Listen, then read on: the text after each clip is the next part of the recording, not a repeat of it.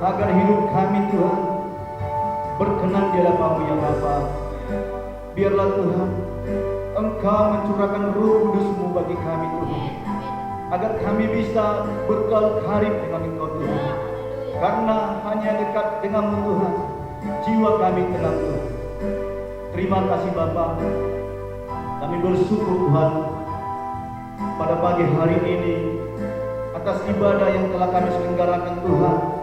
Engkau telah hadir mengurapi kami Tuhan. Dan saat ini Tuhan Yesus, kami akan mendengarkan firman-Mu Tuhan. Urapi setiap hati kami Tuhan Yesus. Kuduskan setiap hati kami Tuhan, agar hati kami siap diisi dengan firman-Mu Tuhan. Karena firman-Mu Tuhan yang memberikan kekuatan di dalam diri kami. Firman-Mu memberikan kekuatan di dalam batin kami Tuhan. Firman-Mu menyinari jalan kami Tuhan. Di dalam nama Yesus Tuhan, urapi hamba-Mu Tuhan untuk menyampaikan firman-Mu. Hamba-Mu tidak ada apa-apanya Tuhan kalau bukan karena pertolongan-Mu Tuhan. Urapi hamba-Mu Roh Kudus, dan sembunyikan hamba-Mu di belakang kayu salib-Mu Tuhan.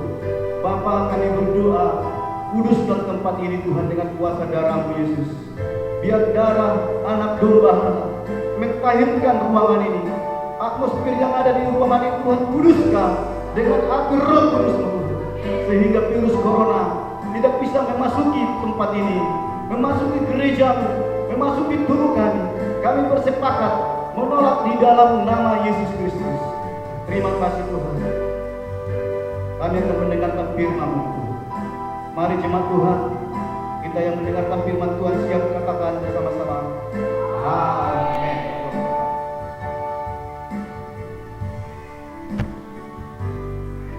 Salam Bapak Ibu. Puji Tuhan kita dapat berkumpul tempat ini. Saudara yang terkasih, ini merupakan anugerah bagi Tuhan, anugerah Tuhan bagi kita. Kita tetap bisa berkumpul di gereja ini. Tapi walaupun begitu saudara, kita tidak perlu mengejek gereja orang kalau mereka tidak siap beribadah. Biarlah mereka kalau ingin beribadah di rumahnya, biarlah kita doakan mereka. Dan kita di sini bersyukur kita bisa beribadah. Haleluya. Mari saudara yang terkasih, kita akan mengajak kita membuka Injil Lukas pasal 10 ayat 19.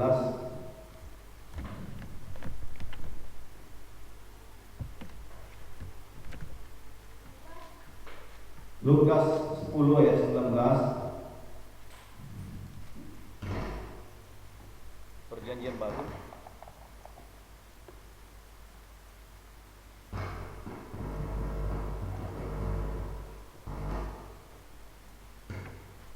Lukas pasal 10 ayat 19. Udah Bapak? Udah. Kita baca bersama-sama 1 2 3 ya.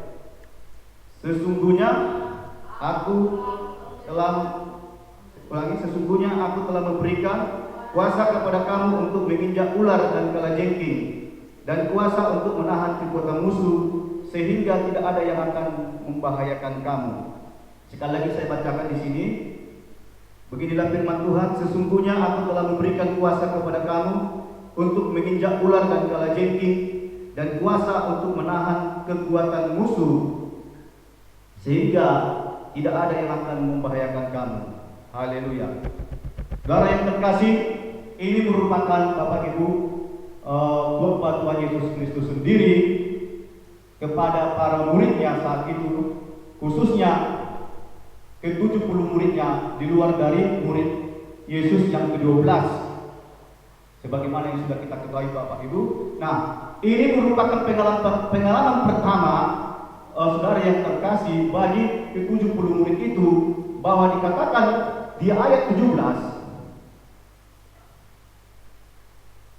mereka berkata, Tuhan, juga setan-setan takut kepada kami demi nama-Mu. Nah, ini saudara yang terkasih, pertama sekali murid Yesus berdoa memakai nama Yesus. Saudara yang terkasih, memakai nama Yesus mengusir setan-setan.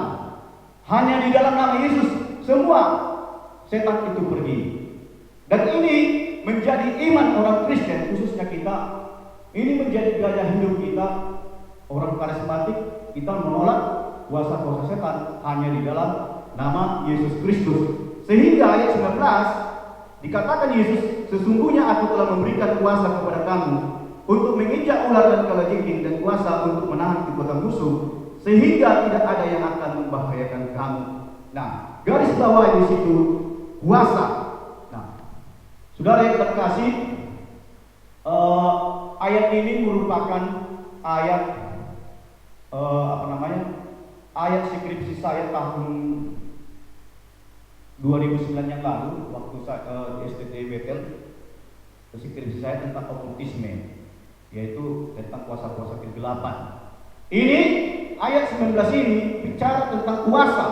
Yesus memberikan kuasa kepada kita untuk menginjak ular dan kalajengking, dan untuk menahan kekuatan musuh, sehingga tidak ada yang akan membahayakan kita. Haleluya. Nah, dari firman Tuhan ini, Injil Lukas 10 ayat 19, saya berikan tema khotbah kita pada pagi hari ini, yaitu melawan virus corona, Bapak Ibu.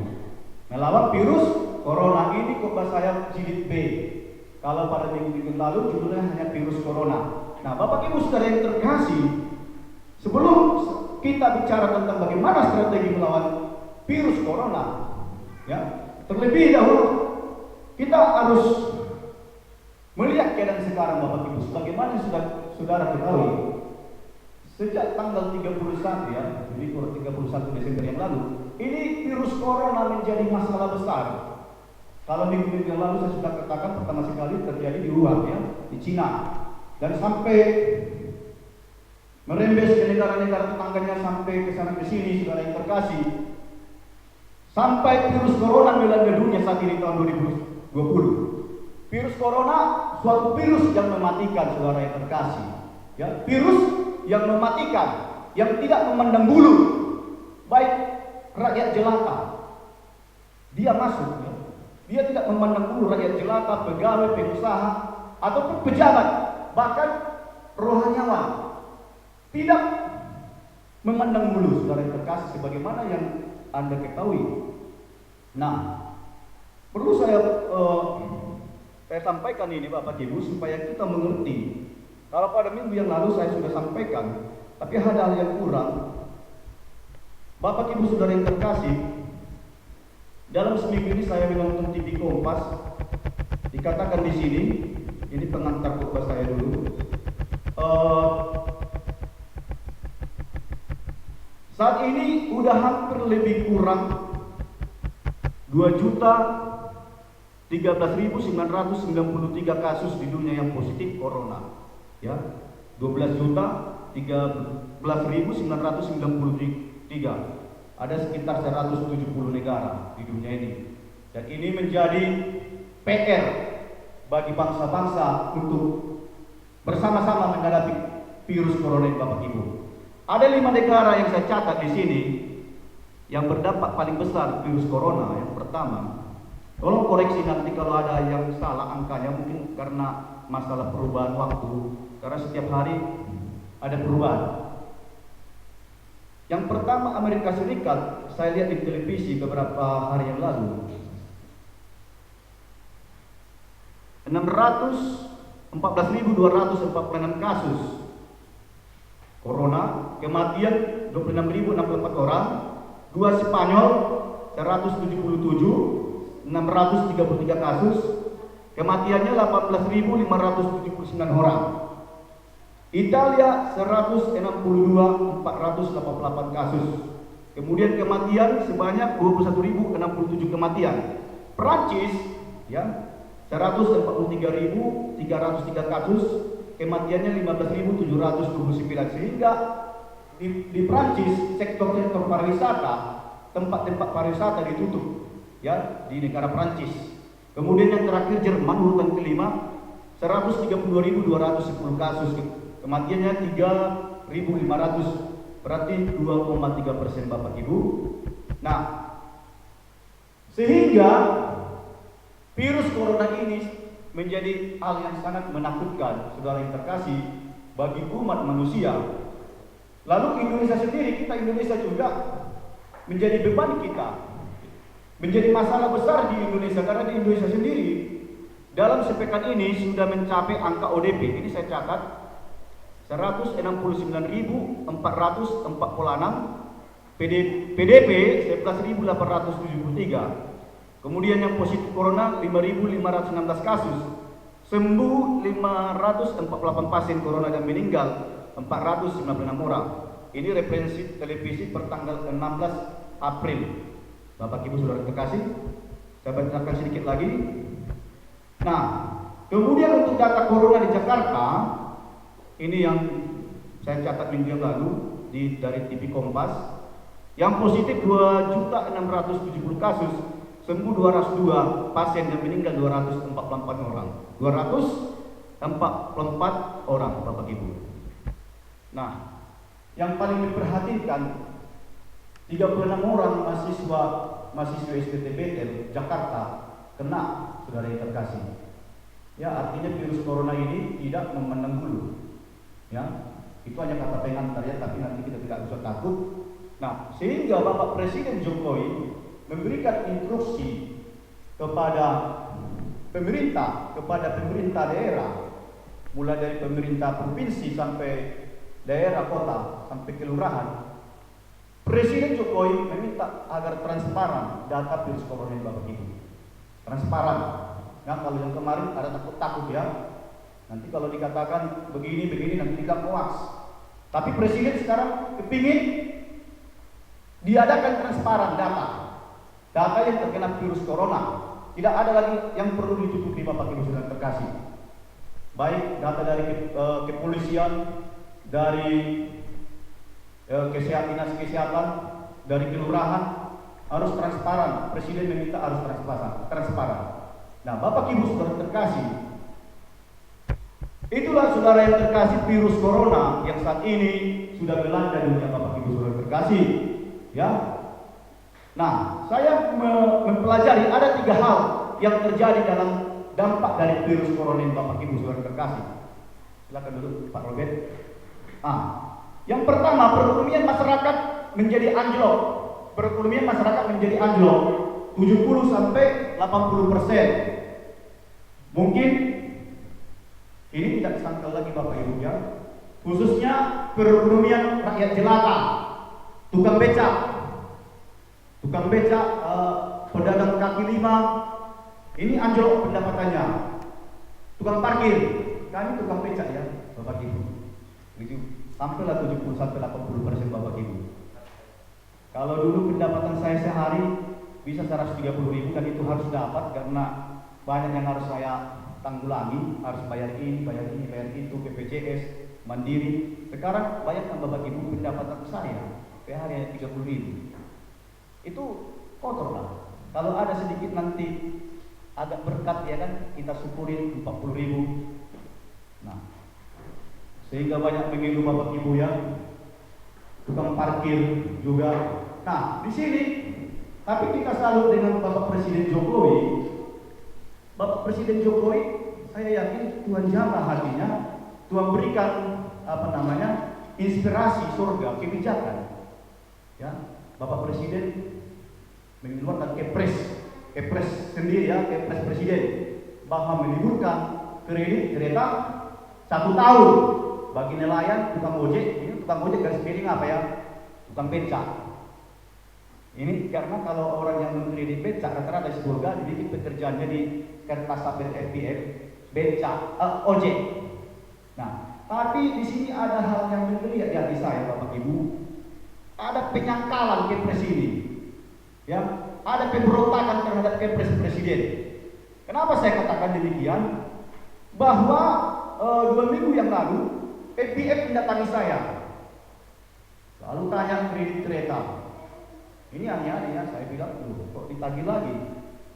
Apa kalian tidak tahu Kepres Presiden? Maksudnya bagaimana Bang? Kepres Presiden kan sudah kita ketahui khusus para nelayan, tukang ojek, tukang becak, pedagang kecil diberikan kelonggaran 1 tahun tidak bayar, ya, penundaan 1 tahun. Lalu orang IPB ini ngomong sama saya, tidak ada itu katanya, relaksasi sekarang. Maksudnya bagaimana? Saya pura-pura nggak tahu. Relaksasi, kalau abang selama ini bayar 966.000, relaksasinya 700.000. Saya katakan, itu relaksasi tidak berlaku bagi kami, ya, tidak berlaku karena yang dimaksudkan Kepres Presiden bukan begitu. Relaksasi ini biar bagi yang ada yang tim kredit biar bisa menjelaskan kalau ada yang menagih saudara. Relaksasi itu diberikan kepada perusahaan-perusahaan, ya, yang meminjam uang ke bank. Ada relaksasi, pengurangan kredit. Dan itu pun mereka bikin sistemnya pengurangan tapi bulannya dinaikkan. Seperti kami katanya, abang harus relaksasi 700.000, tapi bulannya dinaikkan. Loh, kalian tidak mengikuti Kepres. Lalu dia bilang, kami tidak takut katanya. Terserah, saya bilang, silakan bilang, saya tidak sanggup lagi bayar karena bukan sok jago. Pertama, karena saya menghormati presiden, menghormati negara. Kepres itu tertinggi, saya bilang. Dan kebetulan dampak corona itu anjlok bagi pendapatan saya 30-70%. Terserah kalian mau tarik, tapi begitu kalian tarik, saya laporkan kalian. Saya bilang dulu, tidak ada, saya tunjukkan surat saya waktu masalah Rusunau dulu. Saya tunjukkan surat ke presiden, fotokopinya.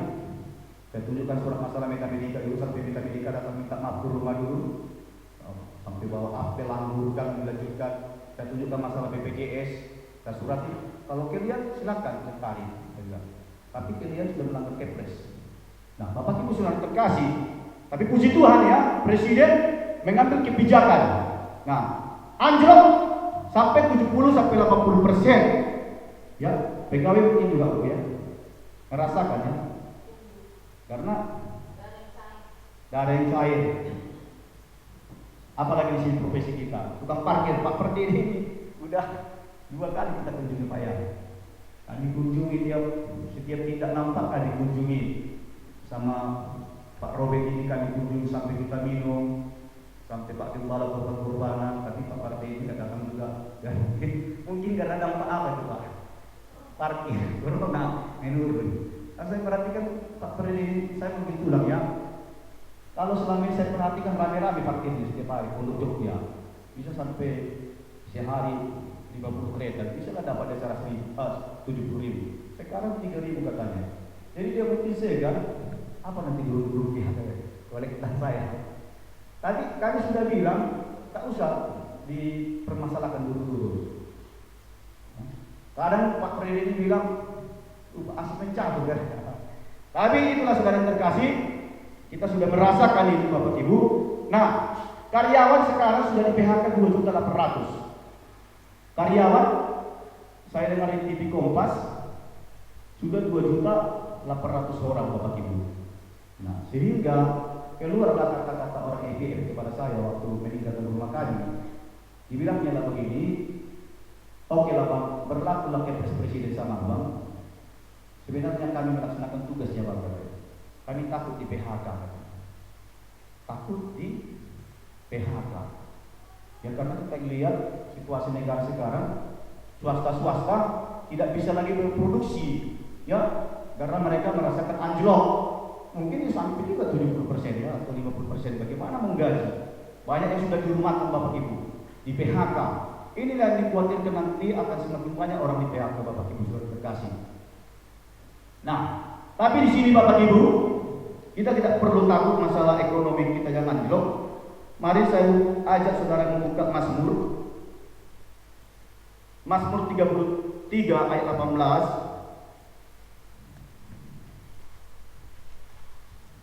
Mazmur 33 ayat 18. Coba baca Robert, Mazmur 33 ayat 18 sampai dengan ayat 19. Coba dalam perjanjian lama ini Bapak Ibu perlu kami sampaikan, saudara Robert ini mau kita berangkatkan sekolah teologi, tolong didoakan supaya bulan tadinya kita maksud saya di sini biar Robert ini rajin buka Alkitab, karena nanti biar tidak terkejut di Jakarta. Karena nanti dosennya akan suruh buka ini. Ya, Mazmur, coba baca dulu Mazmur 33 ayat 18 sampai dengan ayat 19 dalam Perjanjian Lama.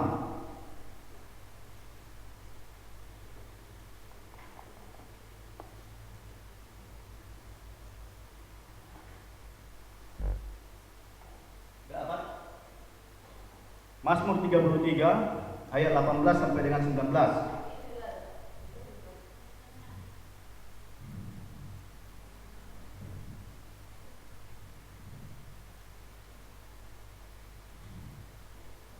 Coba baca saudara Robert. Saya hanya suruh sekali aja, nanti selanjutnya saya akan bacakan ayat-ayatnya. Mazmur 33 ayat 18 sampai dengan 19 dalam Perjanjian Lama.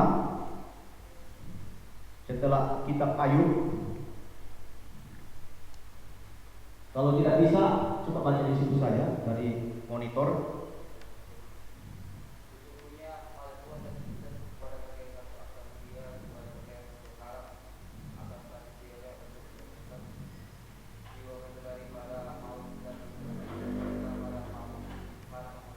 Ya, ini yang menjadi pedoman hidup kita.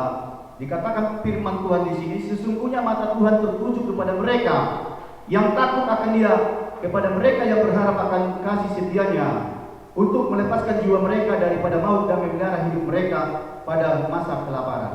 Perhatikan di situ ayat 18, Robert, kalau saudara terkasih, garis bawah di situ mata Tuhan tertuju kepada mereka yang takut akan Dia. Nah, mata Tuhan tertuju kepada kita, saudara terkasih. Tuhan melihat permasalahan kita saat ini. Ya, tadi saya singgung, akibat virus corona ada 3 dampak yang terjadi ya. Perekonomian yang anjlok, kemudian kualitas iman yang menurun, kualitas pendidikan yang menurun. Nah, tapi Tuhan melihat dari surga keadaan saudara yang terkasih. Kalau saudara merasakan anjloknya ekonomi saudara, percayalah Tuhan melihat saudara. Tuhan mengetahui keadaan saudara Bapak Ibu. Tuhan tahu keadaan saudara yang terkasih. Dan garis bawahnya ayat 19, dan Tuhan memelihara hidup mereka pada masa kelaparan. Garis bawah di situ pada masa kelaparan.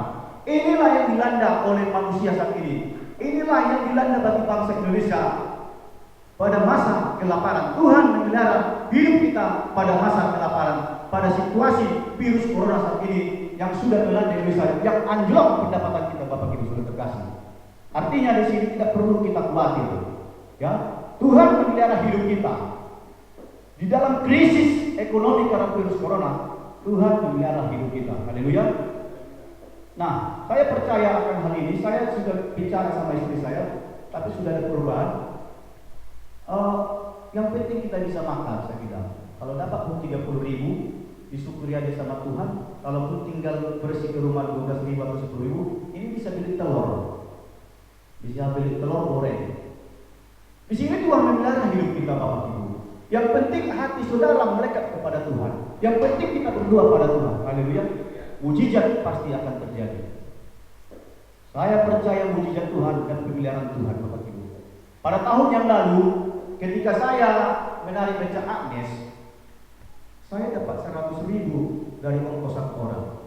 Waktu saya wartawan LSM biasa saya dapat 100.000, tidak terkejut. Tapi ketika saya narik becak, saya terkejut dan memuji Tuhan. Nah, ketika itu pada tahun yang kemarin saya masih menyewa becak toke. Ada seorang cewek dapat becak saya. Tapi sebelumnya saya lihat, sebelum saya diembatnya, ada becak besar diembatnya. Saya perhatikan, saya intipkan, siapa tahu tidak mau becak besar itu saya yang diambat, ya kan? Biasa begitu sekarang becak, kan? Saya lihat, tidak mau. Lalu saya diambat cewek ini ya dari jalan dari Simpang Dalon, Semoga Baru. Bang, namanya. Berapa bang ke Jalan 2? Saya katakan 8.000. Jadi saya 5.000. Bisa saya bilang. Berapa rupiah tadi diminta dari tukang becak tadi? 8.000. Jadi abang kenapa mau 5.000? Dia tanya sama saya kan, begini deh, itu memang haknya tukang beca, berapa? Saya mau 5.000 karena memang kalau mereka bikin mahal itu masuk akal dia. Kalau dia nyewa beca, tentunya sektor ketoknya lebih mahal, 45.000. Kalau saya hanya 25.000. Kalau kredit keretanya lebih mahal, kalau kita PB lebih kecil. Oh begitu ya. Nah, lalu saya hantar, singkat cerita saya hantar ke Jalan 2. Saya lirik dari kaca spion. Ini cewek mulai buka-buka tas. Buka tas agak lama. Lalu turun bang, berhenti di depan rumah katakan.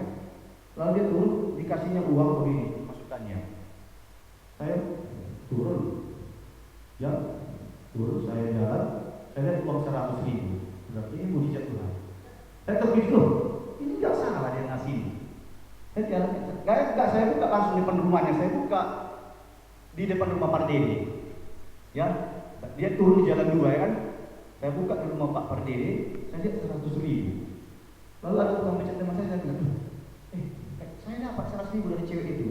Dari mana? Dari Simpanggal ke Jalan 2, 100.000. Tapi saya mau pulangkan itu. Kita salah ngasih dia kan. Lalu teman saya, enggak ada salah ngasih itu. Itu rezeki abang itu katanya. Rezeki abang itu karena kan dia juga ya. Karena enggak mungkin dia salah ngasih ya. Enggak mungkin ya. Karena dia ada 2 menit buka-bukanya tasnya. Ya kalau dia mungkin kalau nggak setuju, dia kan pasti bilang ada baliknya bang. Kalau ada yang balik saya kembalikan. Kalau nggak ada saya tukarkan. Tapi dia kasih 100.000 di kantong saya, dia turun. Saya buka 100.000, inilah berkat Tuhan maksud saya. Inilah mujizat Tuhan. Haleluya. Tak usah khawatir Robert ya. Lalu selama-lama pulang lari beca, belum punya anak, belum punya istri. Virus corona nanti dia apa polisi nanti. Pulang corona. Teman kita sampai jam 12 malam jam 1. Nah, itulah yang menjadi pedoman hidup kita Bapak Ibu, bahwa Tuhan akan memelihara hidup kita pada saat masa-masa kelaparan.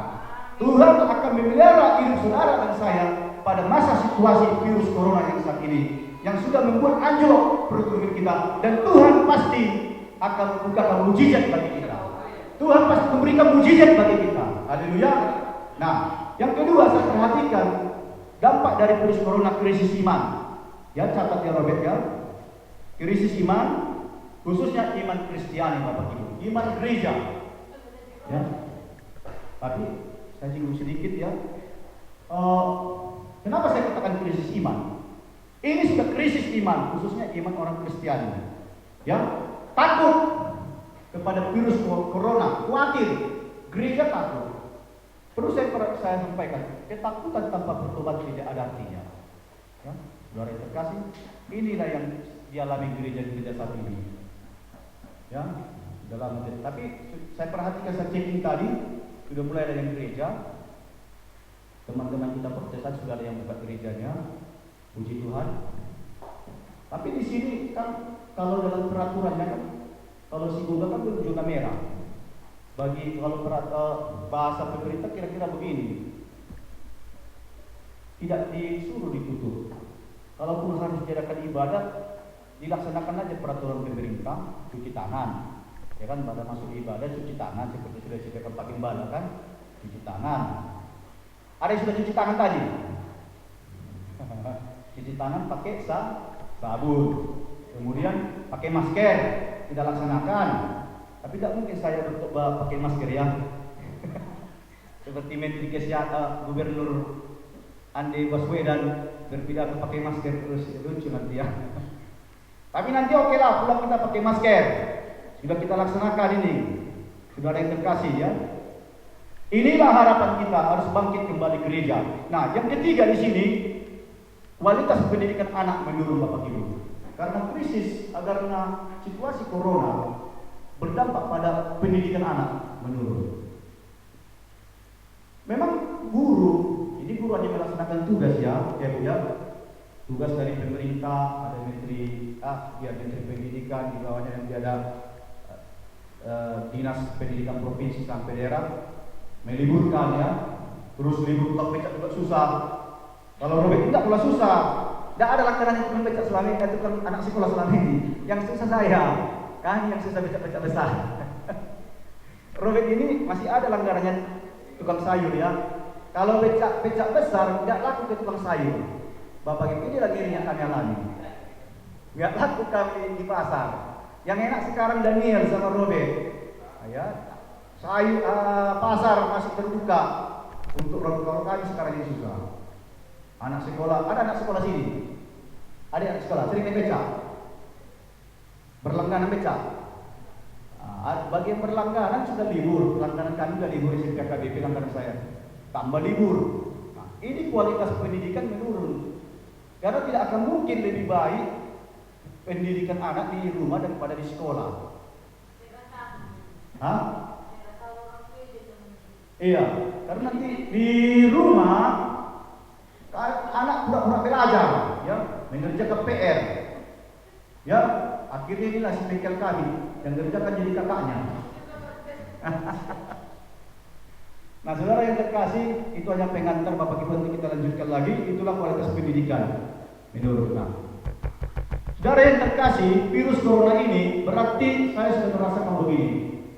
Spekulasi saya pada pasal 3 bulan yang lalu, saya sudah merasakan, sudah mulai yakin virus corona ini berasal dari orang, ya, berasal dari orang, kemungkinan ulah manusia. Nanti akan saya singgung. Perasaan saya ini perasaannya, ini antikristus, ini produk antikristus, ini perasaan mudah-mudahan tidak benar. Kalau benar, yang mudah-mudahan ya begitulah kita perangi. Nah, Bapak Ibu saudara terkasih, nah begini ceritanya Bapak Ibu. Korban saya sudah saya jelaskan pada bulan yang lalu. Ini kemungkinannya yang pertama, perasaan saya dulu, dugaan saya ini virus corona pertama mungkin dari Tuhan. Ya, seperti kalau saya yang kedua, saya pernah bilang ini dari manusia. Nah, sekarang kelihatannya ini semakin mengarah kepada manusia. Dan ini semakin mengarah pada produk, ya. Ini dia kalau memang dari manusia, kalau memang dia oknumnya dari negara ini, mungkin itu perasaan saya. Mungkin banyak orang juga berperasaan inilah produk antikristus Bapak Ibu saudara terkasih. Ya, produk antikristus. Ya. Ada yang bilang begini, itu senjata biologis. Ya, walaupun itu senjata biologis, mereka rubah ya. Virus mereka senjata biologis, mereka katakan virus. Kalau begitu-betul itu mungkin ini produk antikristus. Saudara terkasih ya. Akan menjurus yang nama Bapak Ibu. Saya setuju dengan apa yang disampaikan Ibu kemarin. 2 minggu lalu Bapak Ibu kita alis mata ya. Udara tanam. Nah, saya tadi itu sudah saya perhatikan tahun yang lalu istri saya pakai itu.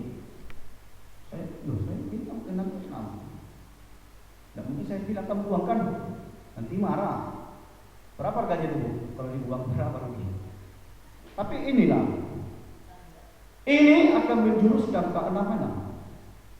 Selesai atau tidak selesai dari virus corona ini kita akan diperhadapkan kalau kita masih hidup Bapak Ibu. Akan menjurus yang ke-6. Bapak. Tapi yang kita mau, kita siap-siap, kita berdoa, berperang. Nah, saudara yang terkasih, mari kita buka dulu Wahyu. Wahyu 13 ayat 16 sampai 18. Kita akan simak angka 66 ini bagaimana firman Tuhan menjelaskan. Kita baca bersama-sama Wahyu 13 ayat 16 sampai dengan 18. 1, 2, 3 ya. Dan ia menyebabkan sehingga kepada semua orang, kecil atau besar, kaya atau miskin, merdeka atau hamba, diberi tanda pada tangan kanannya atau pada dahinya. Dan tidak seorang pun yang dapat membeli atau menjual selain daripada mereka yang memakai tanda itu, yaitu nama binatang itu atau bilangan namanya. Ayat 18. Yang penting di sini ialah hikmat.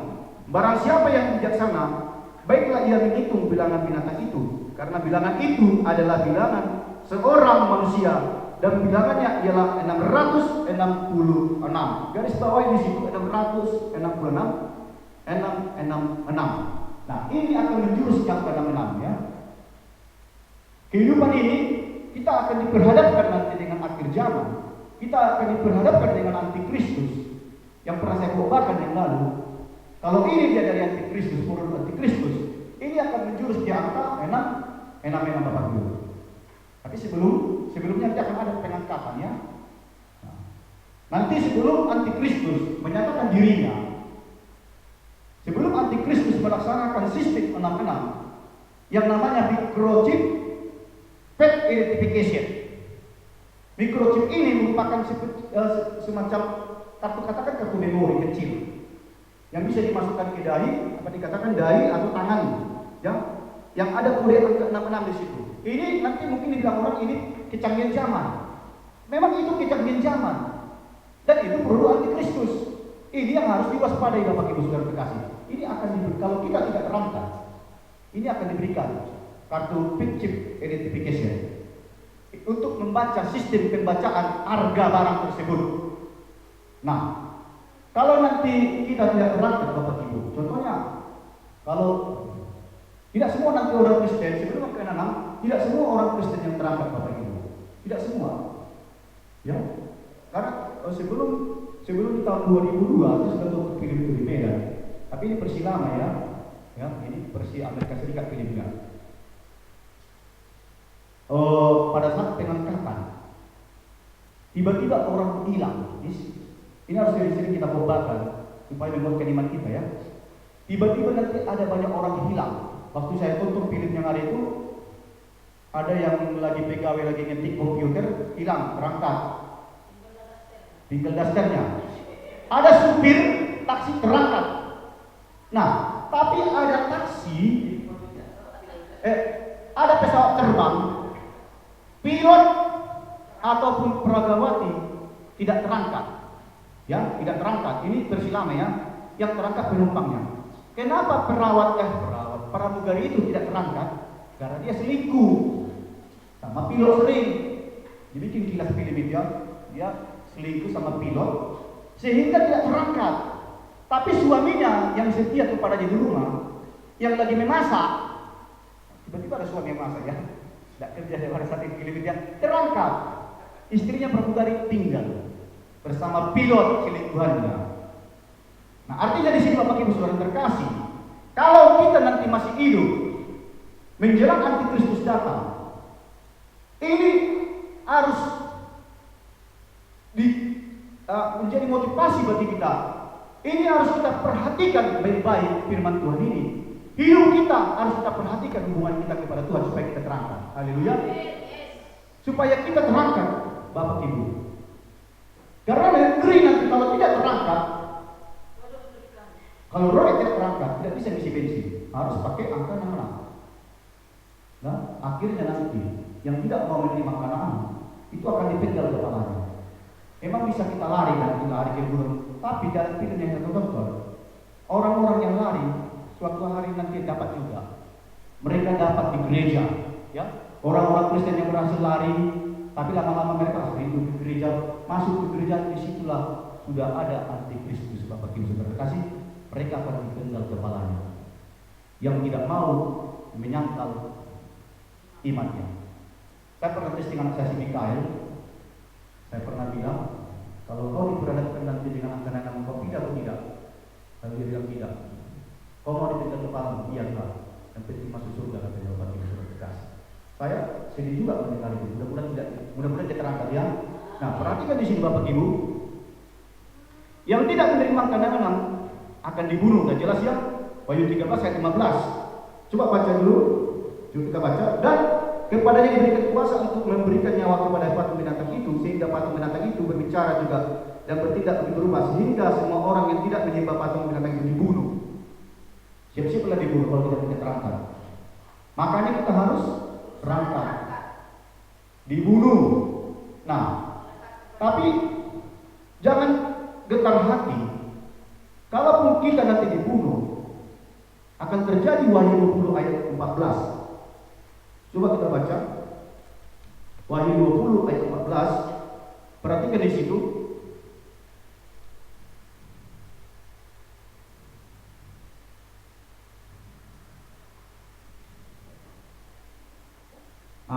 Ayat 4 maksud saya, Wahyu 20 ayat 4. Aku lalu aku melihat takhta-takhta dan orang-orang yang duduk di atasnya. Kepada mereka diserahkan kuasa untuk menghakimi. Aku juga melihat jiwa-jiwa mereka yang telah dipenggal kepalanya karena kesaksian tentang Yesus dan karena firman Allah yang tidak menyembah binatang itu dan patungnya, dan yang tidak juga menerima tandanya pada dahi dan tangan mereka, dan mereka hidup kembali dan memerintah sebagai raja bersama-sama dengan Kristus untuk masa 1000 tahun. Nah, ini nanti saudara yang terkasih, kalau Anda menolak itu, Anda menang. Puji Tuhan. Berarti Anda tidak mau menyangkal iman saudara kepada Yesus Kristus. Walaupun kepala kita dipenggal, walaupun kita dibunuh bagaimanapun caranya. Ayat ini mengatakan, Yohanes melihat dalam pewahyuannya, ya orang-orang yang dipenggal kepalanya karena mempertahankan iman kepada Yesus Kristus akan dibangkitkan ya untuk bersama-sama kembali memerintah sebagai raja selama 1000 tahun.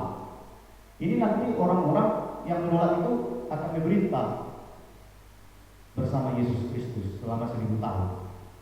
Nah, itu Yesus akan turun ke dunia, dan orang-orang yang menolak akan bersama Kristus, menjadi pengikut Kristus, memerintah bersama Kristus selama 1000 tahun. Tetapi mereka yang menerima enak-enak, mereka menjadi pengikut antikristus. Antikristus dan para pengikutnya akan berperang, saudara terkasih. Akan berperang dengan Kristus sendiri. Dengan para pengikutnya akan terjadi peperangan dalam dualisme. Akan terjadi peperangan tingkat tinggi dalam dua kubu, saudara terkasih. Anda pilih mana? Anda mau jadi tentara antikristus atau tentara Kristus? Kita harus menjadi tentara Kristus. Dan pasti nanti dalam peperangan itu Yesus yang akan menang dengan para pengikutnya.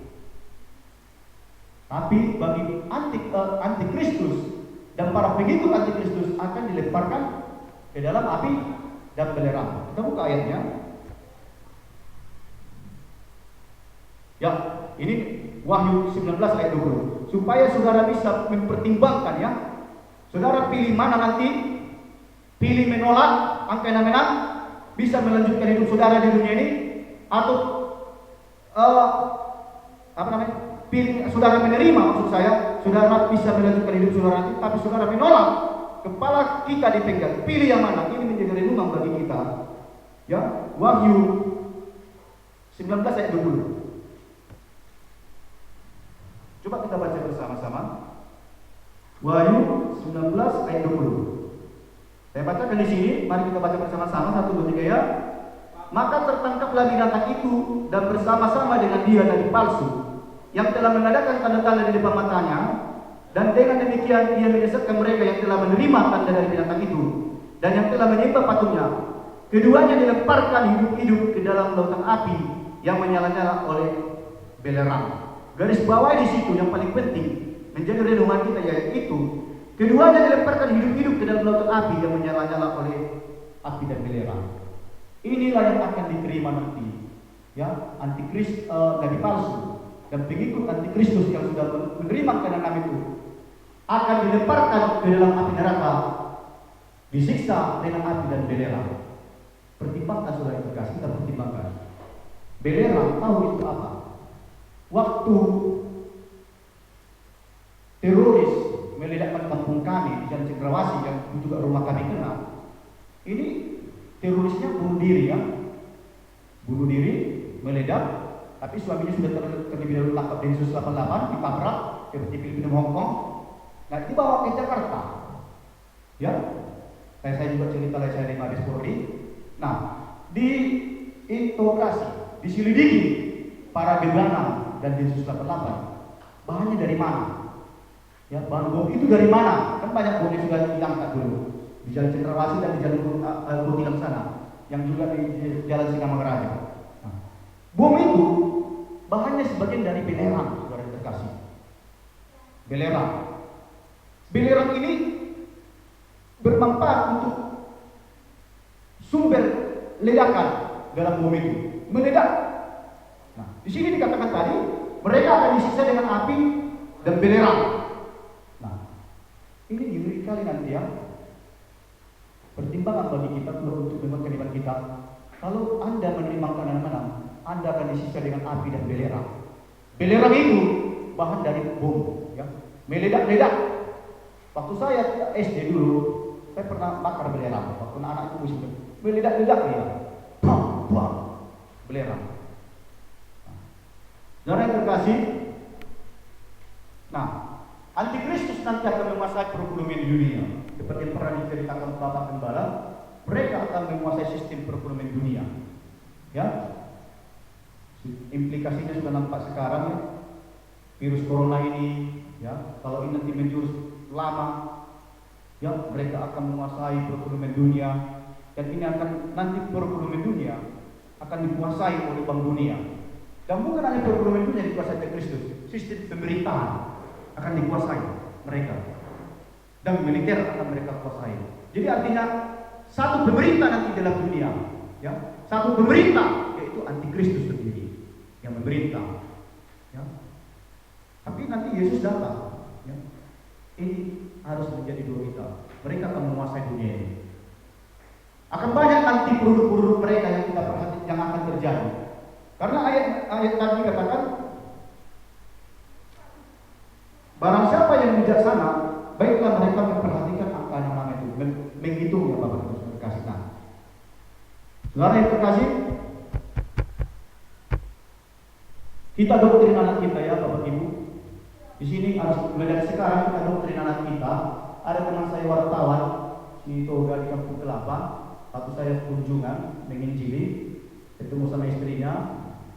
Nah, saya testing mereka ya. Saya ceritakan tentang virus corona dengan angka 66. Puji Tuhan dia sudah menjadikan angka 66. Walaupun mereka bukan karismatik. Lalu dia bilang seperti ini, saya John sudah doktrin anak saya ini. Anaknya ada 3 orang. Nanti kalian kalau suatu saat nanti katanya diperhadapkan dengan angka 66, kalian jangan mau. Kalian harus mau dipotong apa kalian terserah. Ini harus kita doktrin anak-anak kita ya. Orang harus kita doktrin. Kita tidak tahu kapan ini tiba-tiba ya sebagai kasih Tuhan nanti kita tiba-tiba. Ya, antikris ini kalau kita mudah-mudahan kita sudah nggak hidup lagi ya. Kalau kita masih hidup kita akan diperhadapkan. Saya sudah pernah jelaskan dulu. Nah, kita doktrin. Jemaat kita doktrin supaya bertumbuh imannya, supaya mengerti tentang angka 66 ini Bapak Ibu. Nah, bagaimana cara melawan virus corona itu Bapak Ibu? Satu dengan cara bertobat. Kita buka dulu 2 Samuel 24 ayat 17.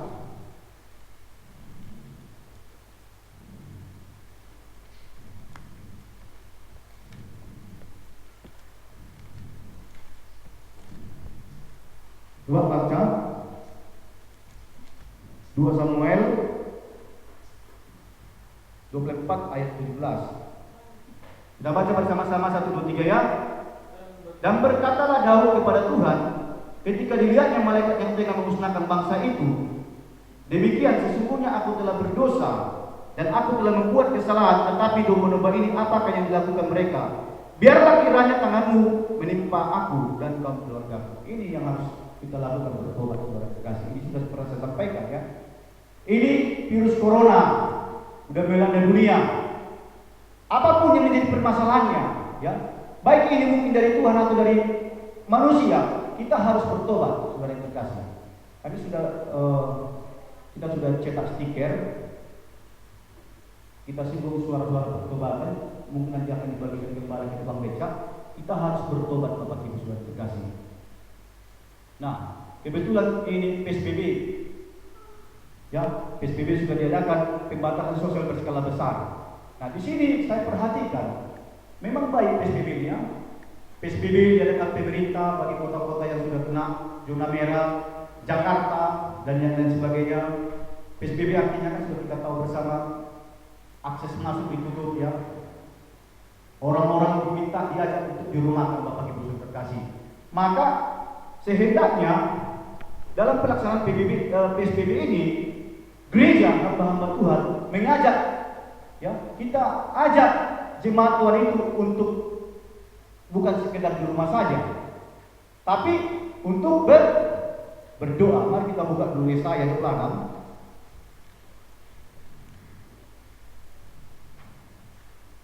Yesaya 26 ayat 20.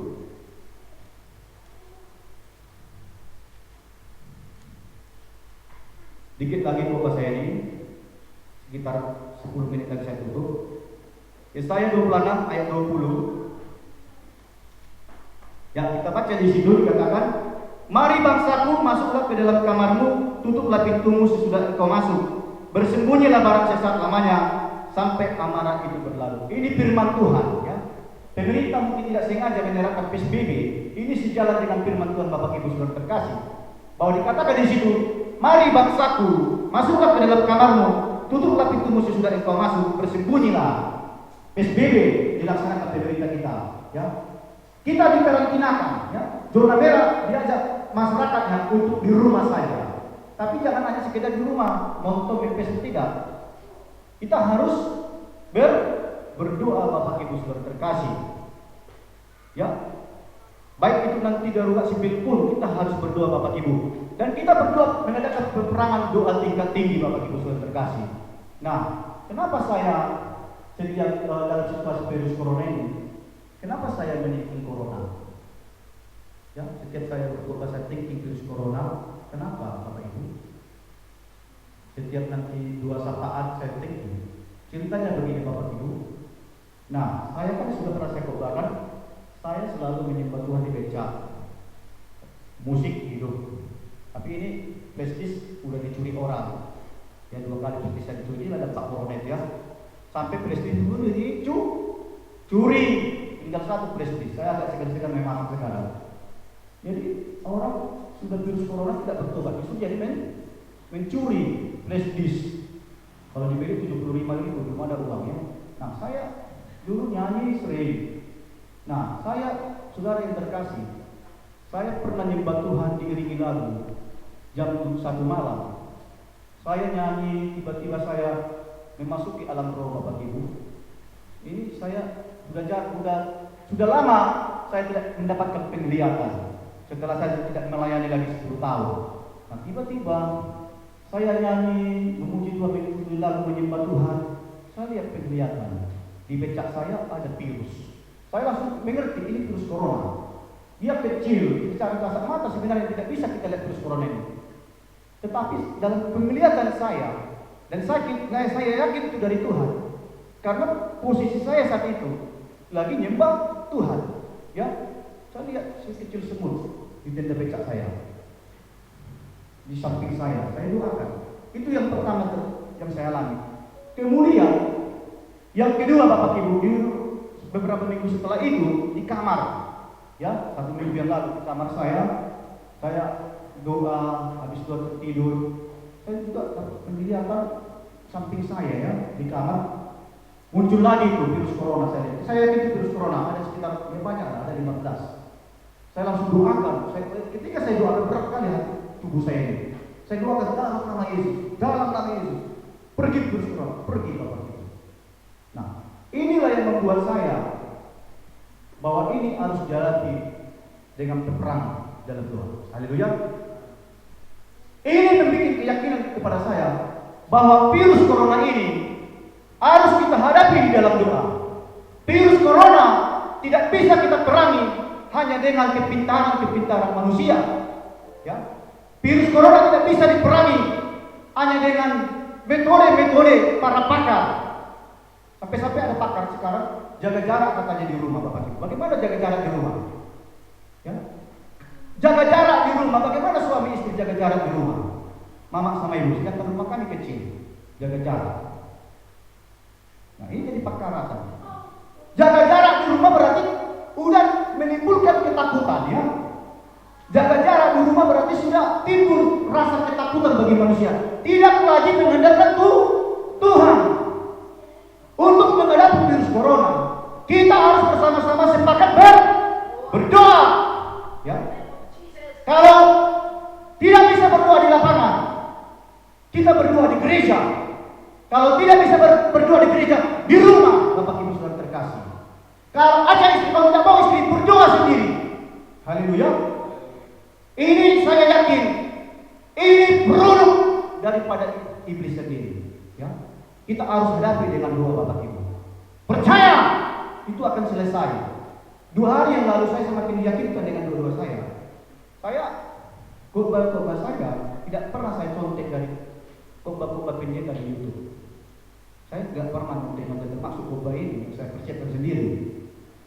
Tapi tanpa sengaja, saya ingin tahu apa pendapat pendeta Gilbert. Saya ingin tahu apa pendapat pendeta yang lain. Saya belum menemukan. Dan khotbah pendeta Gilbert belum ada yang membahas virus corona. Hanya semacam ilustrasi saja ya. Dikatakannya ada bahaya yang lebih bahaya dari virus corona, yaitu virus kemunafikan katanya. Cuma itu tidak singgung secara Alkitab. Tapi dalam doanya, dalam YouTube itu, di mereka ibadat mereka, saya lihat pendeta Gilbert menekik juga yang mematakan virus corona. Berarti saya makin yakin, berarti saya bukan salah menekik. Ini harus kita lawan. Itulah saudara yang terkasih, kita harus perangi itu virus corona. Amin. Karena hanya Tuhan saja yang bisa mencabut virus corona ini, Bapak Ibu. Hanya Tuhan yang sanggup mencabut virus corona. Bagaimanapun metode manusia tidak akan berhasil, ya. Dengan kepintaran manusia tidak akan berhasil, Bapak Ibu. Karena virus corona ini sangat membunuh, ya. Ini uang saya. Mana ya? Uang 2000 ya. Ini dapat virus corona ya. Ini kalau saya kena virus corona, saya pegang, lalu saya makan bakso pakmen yang di Pandan, diterima tukang bakso, ini bisa menular juga kena. Percaya nggak? Dan tukang bakso besoknya belanja sayur di pasar, diterima tukang sayur, kena juga. Berarti bahaya. Manusia tidak bisa membuat metode-metode dari pakar-pakar begini. Putus mata rantai katanya. Metode manusia tidak bisa kalau tidak mengandalkan Tuhan. Haleluya. Manusia tidak bisa menghadapi virus corona yang sudah melanda dunia hanya dengan kepintaran inteligensi para pakar. Tapi kita memerangi virus corona dengan kuasa Tuhan, dengan kuasa firman Tuhan. Kita perangi di dalam Tuhan. Haleluya, Bapak Ibu. Memang virus corona, Bapak Ibu, melanda dunia, tapi Tuhan lebih besar dari dunia yang sudah dikasih. Tuhan lebih besar dari dunia ini, Bapak Ibu. Nah, yang kedua, adakan investigasi. Ini saya ketik sendiri ya. Saya nggak ketik karang-karang ke orang. Ini saya siapkan. Investigasi ini yang terakhir sedikit lagi. Investigasi langsung ke lapangan yang hasilnya sekarang. Sudah kita lihat. Kalau mungkin saudara nonton TV Kompas atau Metro TV, ada dua hasil investigasi. Satu, obat virus corona sudah ditemukan namanya akroloxichloroquine yang sudah disetujui Badan POM, Menkes, Menlu dan Menteri Keuangan. Bagus, ya. Walaupun dikatakan tidak terlalu mujarab, yang memang saya yakin obat-obat itu tidak menjadi patokan untuk menyelesaikan virus corona dari bukan begini. Haleluya. Obat-obat apapun tidak akan menyelesaikan di Indonesia. Harus kita mengandalkan Tuhan, Bapak Ibu Saudara terkasih. Mazmur 11 ayat 4 dulu. Dikit lagi, buka dulu Mazmur, Bapak Ibu. Mazmur 11 ayat 4.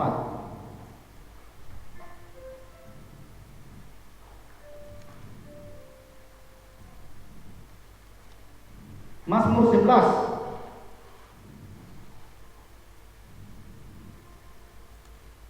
ayat 4. Kita baca dari situ bersama-sama. 1, 2, 3. Tuhan ada di dalam bait-Nya yang kudus. Tuhan taktanya di surga, makanya mengamati, sorot matanya memuji anak manusia, saudara yang terkasih. Ini yang harus kita imani, bahwa Tuhan melihat virus corona itu dari surga, Bapak Ibu. Sekecil apapun virus corona itu, percaya Tuhan melihatnya. Dimanapun virus corona itu, Tuhan melihatnya. Tuhan tahu virus corona itu berasal dari mana, dari negara mana, Tuhan tahu. Ya, Tuhan tahu, karena Tuhan dikatakan di sini di ayat 4 dikatakan Tuhan di dalam bait yang kudus, Tuhan taktanya di surga, matanya mengamati, Bapak Ibu. Tuhan kita Maha Besar. Dia melihat, mata Tuhan itu tajam, menembus sampai ke dalam dasar laut. Tidak ada yang tersembunyi di hadapan Tuhan, Bapak Ibu. Tuhan tahu virus corona itu dari mana asalnya. Tuhan tahu ini pekerjaan siapa, dan Tuhan tahu bagaimana cara menyelesaikan virus corona ini sepanjang kita serahkan kepada Tuhan. Haleluya. Mata Tuhan mengamati Bapak Ibu sudah terkasih. Yang hasilnya Bapak Ibu, Amerika, ini terakhir ya, kabar terakhir. Saya dengar ya, karena Tuhan melihat Amerika sudah berhasil menangkap pelakunya, walaupun ini masih sama-sama ya, belum. Ini masih sifat rahasia, ya. Dikatakan begini ceritanya, pelaku ini dari Cina, negara Cina, tapi ada di, katakanlah di Amerika, di Belgia. Nah, ini yang menjadi doa kita Bapak Ibu. Amerika tidak tinggal diam dalam ini. Tuhan pakai nanti Amerika dan negara-negara lain untuk membongkar virus corona ini Bapak Ibu. Percayalah, sepanjang kita berserah kepada Tuhan, kita jangan memakai inteligensi kita, kepintaran kita saja. Kita harus benar-benar mengandalkan Tuhan. Haleluya. Gereja harus bersama-sama berdoa. Umat beragama di Indonesia ini harus bersama-sama berdoa Bapak Ibu.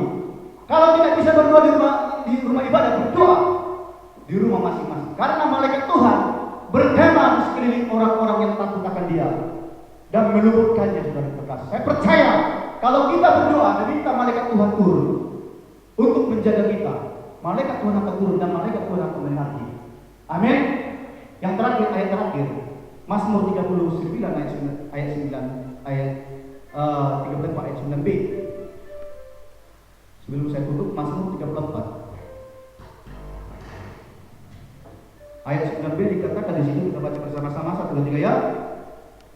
1 2 3 ya. Mazmur 34 ayat 9b, berbahagialah. 1 2 3 ya.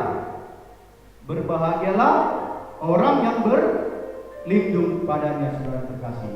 Ini yang saya ajak kita dalam menghadapi virus corona ini, kita berlindung kepada Tuhan. Haleluya. Kita berlindung kepada Tuhan. Pertama kita harus bertobat, ya. Pendeta-pendeta jangan lagi menipu kekayaan, ya. Belum ada kita lihat pergerakan gereja besar memberi bantuan, ya. Karena masih beras. Tadi ada AKBP udah kasih bantuan di Jakarta. Gereja HKBP udah kasih bantuan. Katolik. Lalu bagaimana gereja-gereja yang lain, Bapak Ibu? Gereja-gereja karismatik yang besar, bagaimana? Apakah tidak bisa ngasih beras? Ya, kita masih kecil memang, tapi kami mau kasih vitamin C semampu kita. Nah, kita pendeta harus bertobat ya, seperti Daniel, seperti Daud, maksud saya harus bertobat Bapak Ibu. Jangan tidak mengalirkan dana itu, terlebih situasi orang saat ini. Ilustrasi yang terakhir seperti saya tutup Bapak Ibu. Ilustrasi apa itu? 2017, tahun 2017 saya sudah operasi jantung. Tanggal 31 Januari 2017 di Rumah Sakit Budi Tebu. Nah, sebelum diadakan operasi jantung, kateterisasi. Hasil kateterisasi, dokter mengatakan sama istri saya, pembuluh darah saya sudah begini, udah bengkok. Akibatnya darah tidak mengalir, saya kena serangan jantung. Ya, darah tidak mengalir di pembuluh darah jantung menyebabkan sakit. Begitu juga dengan pasien-pasien lain yang sama-sama operasi jantung kami, tersumbat aliran darah di pembuluh darah jantungnya, tidak bisa lagi mengalirkan darah ke jantung sehingga sakit. Fatalnya akan menyebabkan kematian kalau tidak kuat pasien. Nah, ini sama halnya Bapak Ibu. Kalau gereja tidak bisa mengalirkan berkat Tuhan itu, ini akan menjadi penyakit. Ya, akan menjadi perpecahan di gereja. Perhatikan ya, gereja-gereja besar pecah karena tidak mengalirkan dana ya, tidak memberikan bantuan sosial, pecah karena uang, bertengkar karena uang, dan gereja bisa mati. Ya, sebagaimana jantung saya, jantung para pasien, kalau darahnya tidak mengalir, pembuluh darah tidak mengalir kencang di pembuluh darah ke arah jantung, bisa menyebabkan kematian. Gereja juga bisa mati Bapak Ibu. Mari gereja kita harus perhatikan sekeliling kita ya. Virus corona perlu bantuannya. Gereja harus kasih bantuan Bapak Ibu terkasih. Ini harapan kita, Kesimpulannya Bapak Ibu, percayalah Tuhan beserta kita dan melindungi kita dari virus corona. Mari kita berdoa, menaikkan penyembah kepada Tuhan. Ku masuk ruang Maha Kudus. Mari kita siapkan hati kita. Kita siapkan hati kita kepada Tuhan. Kita sembah Dia lagi. Apapun situasi yang kita alami, percayalah Tuhan tempat perlindungan kita. Mari kita masuk di dalam doa kita. Kita sembah Tuhan. Kita masuk ke ruang Maha Kudus Tuhan. Kita naikkan penyembahan kita masuk ke ruang Maha Kudus.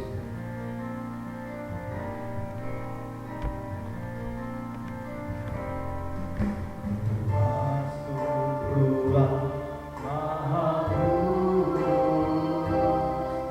dengan jalan doa. Masuk dengan hatiku.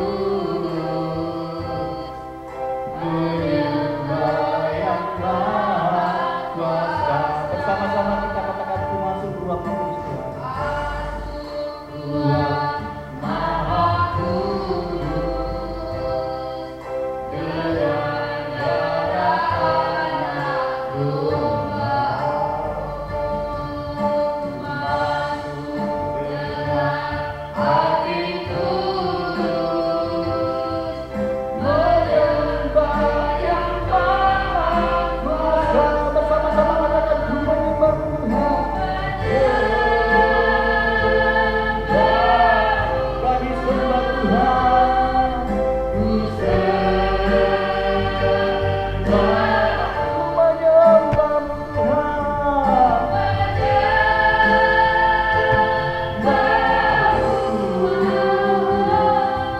Ku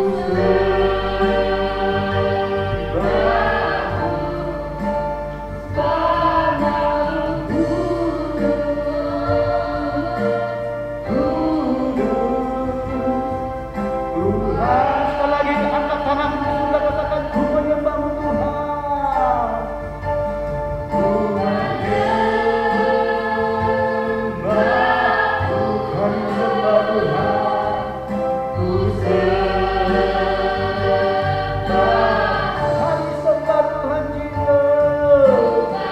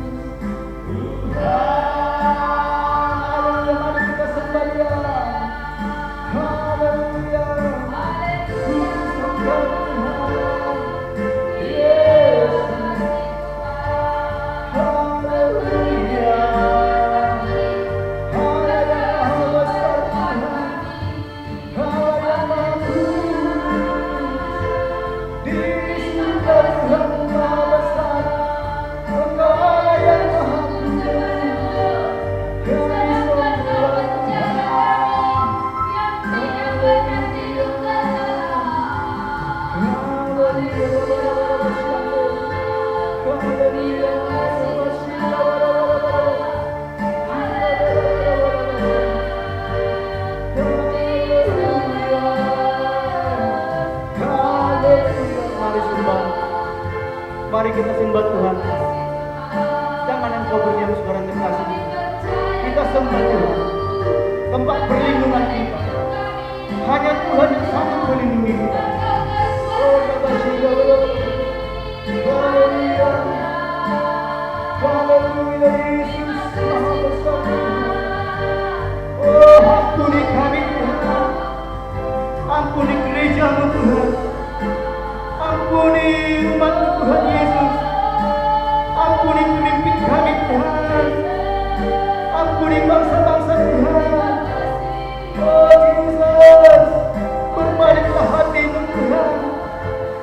mencurahkan Roh Kudus-Mu atas setiap bangsa-bangsa, atas setiap gereja-Mu, agar kami boleh bersama-sama merendahkan hati kami.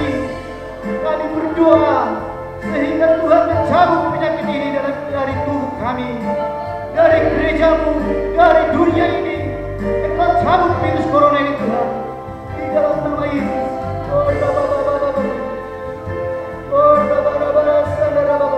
Nyatakan kuasa-Mu Tuhan, nyatakan kuasa-Mu Jesus. Engkau Allah yang maha dahsyat Tuhan, Engkau yang menciptakan langit dan bumi Tuhan, Engkau yang menggetarkan dunia Tuhan, Engkau yang menggetarkan gunung-gunung Tuhan. Oh, begitu dahsyat Engkau Tuhan.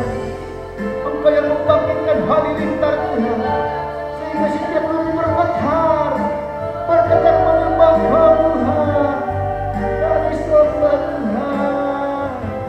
Haleluya,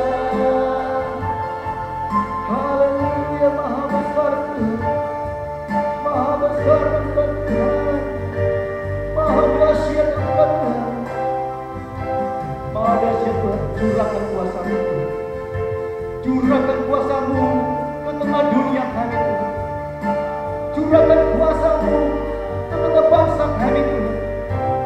Tuhan Yesus, kami bergumul Tuhan, menaikkan doa-doa kami Tuhan. Tuhan, kami mengetahui virus corona ini sudah melanda dunia Tuhan, dunia yang besar ini Tuhan.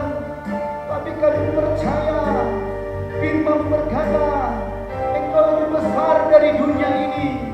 Engkau yang menciptakan langit dan bumi Tuhan, Engkau yang menciptakan miliaran bintang-bintang di angkasa Tuhan. Engkau sanggup Tuhan mencabut virus corona dari muka bumi ini, sepanjang kami bersepakat bertobat sujud menyembah Tuhan. Mari kita sembah Tuhan, kita sembah Dia. Kita akan memasuki doa peperangan tingkat tinggi. Kita akan mematahkan kuasa iblis, kuasa kekuatan virus corona. Kita akan berdoa bersama, kita perangi, kita patahkan dengan kuasa darah Yesus. Kami minta kepada Bapak Gembala kami untuk memimpin doa peperangan ini, berdoa untuk Tuhan mencabut virus corona dari muka bumi di dalam nama Yesus.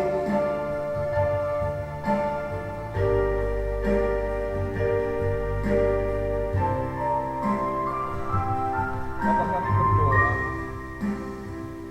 inilah permohonan kami kepada-Mu. Kami tahu ini hanya sesaat saja. Kami sangat yakin ini hanya sesaat. Dan kami berdoa buat setiap orang percaya, buat setiap orang yang berharap kepada-Mu. Semua kami, semua orang yang berharap kepada Tuhan, semua orang yang menyembah-Mu, damai sejahtera, perlindungan, ada tiang awan, ada tiang api akan melindungi kami semua, menjauhkan segala penyakit, menjauhkan segala mara bahaya dari setiap orang percaya, menjauhkan setiap yang namanya virus dari setiap kami ya Tuhan. Di dalam nama Yesus, dalam nama Yesus, kami menolak setiap bala, kami menolak setiap sakit penyakit, kami menolak setiap penyakit sampar, kami menolak semuanya ini di dalam nama Yesus, dalam nama Yesus. Terima kasih Bapak, terima kasih. Malaikat-Mu bersama-sama dengan kami, setiap kami memayungi kami dan melindungi kami. Kuasa darah menutup bungkus kami. Terima kasih Bapak, terima kasih. Berkati umat-Mu di masa-masa yang sukar ini, di masa-masa yang sulit ini Tuhan. Kami berdoa, cukupkan Tuhan. Cukupkan keperluan kebutuhan setiap kami.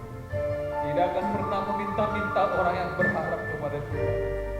Bahkan kami akan bisa dan mampu untuk memberi kepada orang lain. Terima kasih Bapa. Terima kasih. Terpujilah nama Tuhan dari kekal sampai kekal. Selama-lamanya kami berdoa. Haleluya. Sama-sama kita katakan. Amin.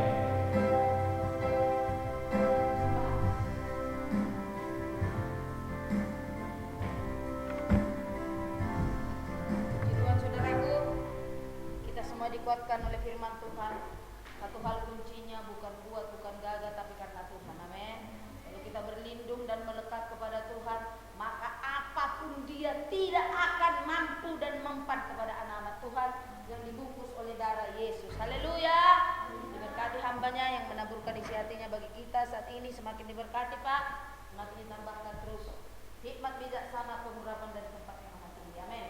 Mari kita angkat pujian kita untuk mengumpulkan persembahan dari pujian tadi. Sungguh ku bangga Bapak.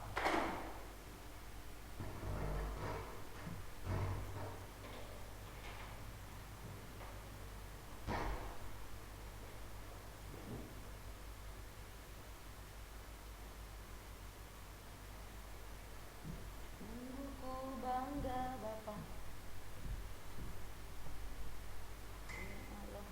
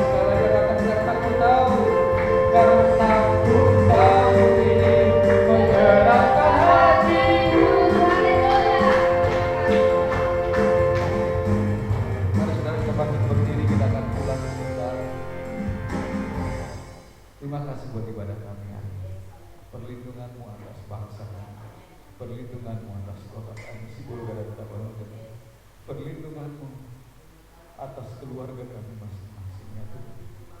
Kami berharap bahwa kasih mulai membuat kami hidup sampai hari ini, dan ajar kami untuk tetap berdoa, datang pada Tuhan, menyembah dan memuji-puji Bapa.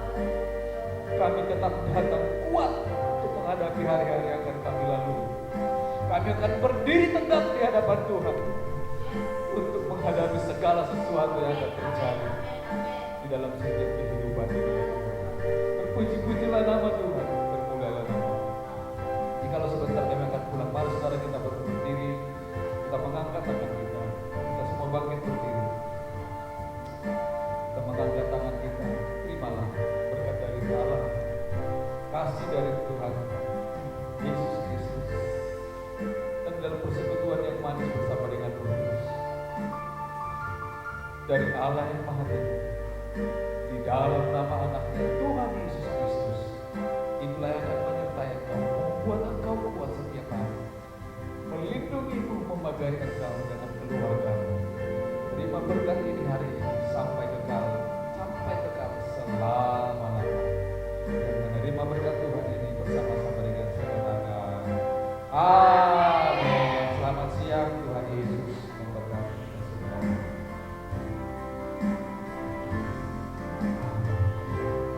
Untuk minggu depan, Ibu Rahel yang khotbah, istri saya yang Pak Dur nanti kebangkitan, biar bangkit semua kita. Istri saya yang mulia. Sangat terasa ya harumnya, karena memang saya semprot ini ruangan dan kita mengikuti anjuran pemerintah. Terima kasih, Tuhan Yesus memberkati.